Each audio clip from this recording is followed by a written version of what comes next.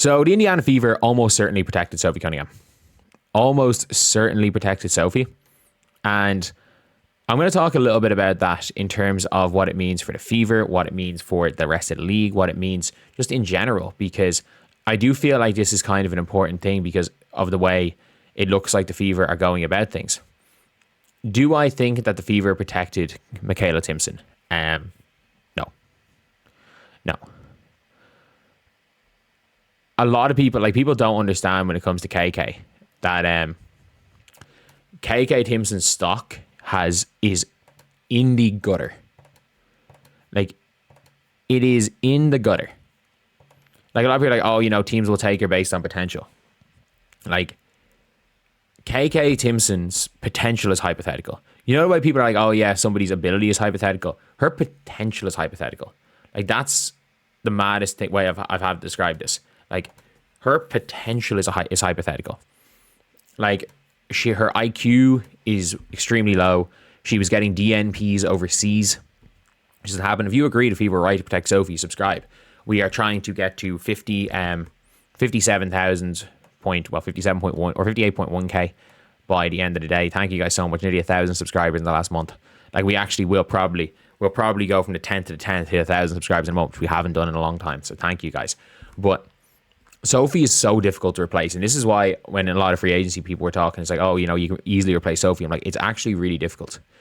It is really difficult to find a player who will give you a 7 out of 10 every single game, who will give you the same energy if they're a starter or if they're a bench player, who will play the one if needed. She can't dribble, but like, there are certain matchups where she can be a secondary ball handler because she's like, her IQ, she can play the one. Like, she looked really good playing the one in preseason, and then I think it was the Connecticut Sun full court pressed her and she just couldn't dribble by them. But she was originally the backup point guard for Caitlin Clark. So she's somebody who can play a little bit at the one. She is somebody who in 2022 played backup 5 minutes for the Phoenix Mercury. Not particularly well, but she's somebody who can play the 2, she can play the 3, she can play the 4, and kind of play the 1. And if you're really stuck, play the 5.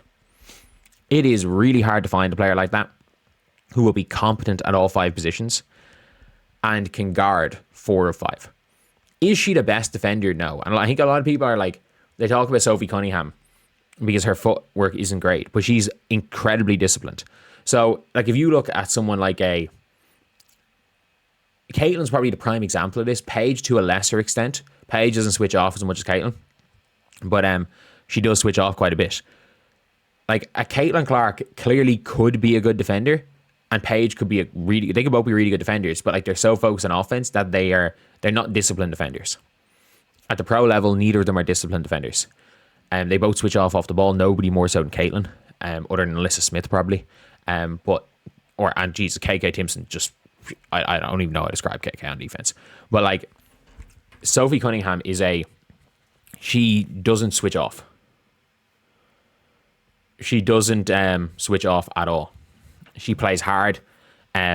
She is disciplined. Like, we saw her do a really good job in Paige Bueckers. She's somebody that is a bit of a pest on defense. Like, she's not going to be the type of player that switches off and overhelps off a shooter, or goes under a screen on somebody that can shoot the pull-up 3, that gets caught and leaves the center for dead in a pick and roll and lets them shoot wide open middies. That's not what Sophie Cunningham is.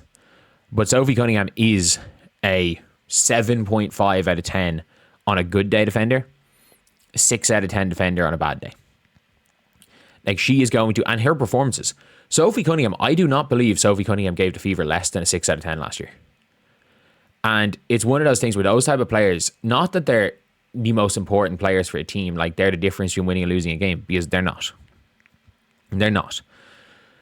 They're not going to be the difference between winning or losing one individual game a lot of the time. But what it is, over the course of the season, you need safe pairs of hands. And that's what Sophie is. And I think she got protected. The reason why I think she got protected is because I think an expansion team would have taken her. Based on who the expansion teams picked. Like, you cannot tell me that Sophie Cunningham is that much worse than Bridget Carlton. She's a better shooter than Bridget. Same height. I think Sophie's a better passer. I think Sophie moves it at the ball better. Carlton's a better defender. I think they are very close to being an equivalent as players. And Sophie Cunningham will sell. If you were looking at who drafted them, it was the Portland Fire. The Portland Fire literally just drafted people to... They drafted the fun tank team. They drafted Bridget Carlton as spite. But they drafted a team that the city is going to be happy to watch lose 35 games next year. And I'm being generous saying lose 35. The Portland Fire might go 4-40. Like, they might lose 40 games. They put together a team that people will be happy to watch lose 40 games. So my guess is that, so worst case scenario, Sophie Cunningham sells a shitload of jerseys for that team. She sells a shitload of jerseys for the first 10 games of the season. People are going to be excited. You can put Sophie Cunningham's face everywhere in the Portland Fire. Like, I do think, in the end, like, they took Chloe Bibby from the Fever anyway, a popular player from Indiana. But I do think that Sophie would have been taken had she not been protected. Based on what we know. I think she would have been taken.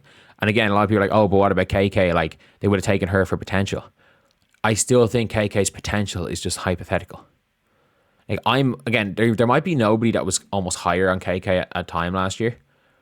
Because I fully believed that all KK needed was reps. Like, because there were flashes. And I was like, look, KK going overseas, this is where she's going to learn to play. This is where she's going to learn, figure it out. Because I literally said when she signed for Prague, I was like, she's going to have to learn how to play off the ball. She's going to have to learn how to read the game. She's going to have to learn how to play defense off the ball. Because if she doesn't, like, there's not going to be minutes for her in Prague. There was no minutes for her in Prague. She just got the MPs. Like, and I don't think you'll understand how bad it is when an import player that is a non-European player, how bad it is when an import player is getting DMPs. Like, it is, an import player getting DMPs is one of the most shocking things I've seen. It is incredibly surprising. And like, it is a knock on a player. And multiple coaches now have deemed KK not worth playing. And it's not a Stephanie White thing. I do think she still gave more impact up to a point last season than Bree Turner. But what Bree Turner did the second half of the season, or in the last 10 games, was better than anything KK did. So yeah, that is pretty much it, lads. Let me know what you guys think in the comment section below. Do you guys agree with what I'm saying? Do you guys disagree?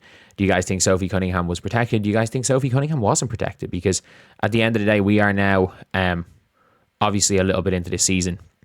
Or a little bit away from the season, and you just never know what these teams are going to be doing. So yeah, that is pretty much it, lads. Thank you guys for watching. Please like, comment, and subscribe.